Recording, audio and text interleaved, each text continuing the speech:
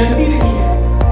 आप साउथ में देखिएगा या महाराष्ट्र में भगवान की तरफ बनते हैं, ठीक है।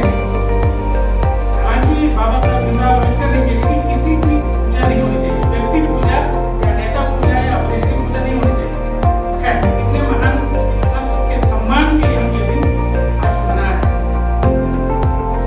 सबसे पहले आपको बता दूं कि बाबा साहेब भीमराव अम्बेडकर ने 3 ग्रुप बनाए। 3 ग्रुप ऐसे थे, एक राजनीतिक और सामाजिक। ये 3 ग्रुप में पहले ग्रुप थे तथागत बुद्ध, दूसरे थे महात्मा कबीर और तीसरे थे ज्योतिबा फुले, जिसको ज्योतिराव फुले भी कहते हैं, ठीक है।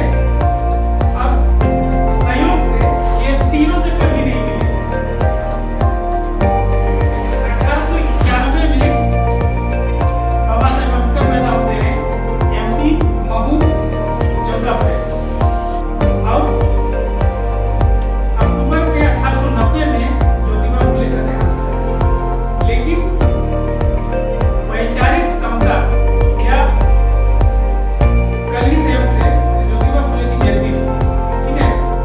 1827 में पैदा हुए थे 11 अप्रैल, और उनकी मृत्यु हुई थी 1890 में। और 91 में अम्बेडकर जी पैदा हुए थे। लेकिन गुरु क्यों माने? क्योंकि अब देखिएगा, सत्य शोधक समाज की स्थापना की थी 1873 में, और 1873 में ही गुलामगिरी नामक किताब लिखी थी। और उस किताब को समर्पित था अमेरिका में जो गुलाम थे, उनको दास्ता से मुक्ति मिलती है, उनको समर्पित थी वो किताब। गुलामगिरी पढ़िएगा, ठीक है।